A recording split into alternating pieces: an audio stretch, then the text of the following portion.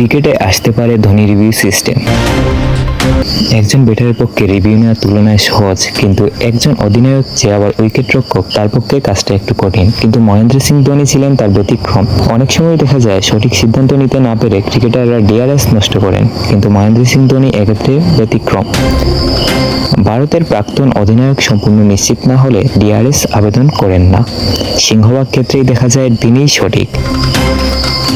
আর ঠিক এই কারণেই ধোনির দক্ষতায় মুগ্ধ ভারতের অভিজ্ঞ আম্পায়ার অনিল। ধোনির খেলা বহু ম্যাচে মাঠে আম্পায়ারের দায়িত্ব সামলেছেন অনিল। সেই অভিজ্ঞতা থেকে ভারতের অভিজ্ঞ আম্পায়ার বলেছেন, ডিআরএস নেওয়ার ক্ষেত্রে ধোনি খুব নিখুঁত, তাই ভালো করে খতিয়ে না দেখে সিদ্ধান্ত নেওয়া যায় না। অনিল ধোনি সম্পর্কে বলতে গিয়ে বলেন, উইকেট রক্ষকরা যে জায়গায় দাঁড়িয়ে সেখান থেকে বোলারের অবস্থান সবসময় ঠিকমতো বোঝা যায় না। তবু ধোনির আবেদনগুলো বেশ যুক্তিসঙ্গত হয়ে চাপের সময় ধোনির অনুমান খুব একটা ভুল হয় না। ডিআরএস নেওয়ার ক্ষেত্রেও খুব নিখুঁত, তাই ডিআরএসকে ধোনি রিভিউ সিস্টেম বলাই যায়। দুটি বিশ্বকাপ জয়ী ভারতের প্রাক্তন অধিনায়কের এই দক্ষতাকে কুর্নিশ জানিয়ে ধোনি রিভিউ সিস্টেম চালু করার জন্য আইসিসির কাছে অনুরোধও জানিয়েছেন তিনি।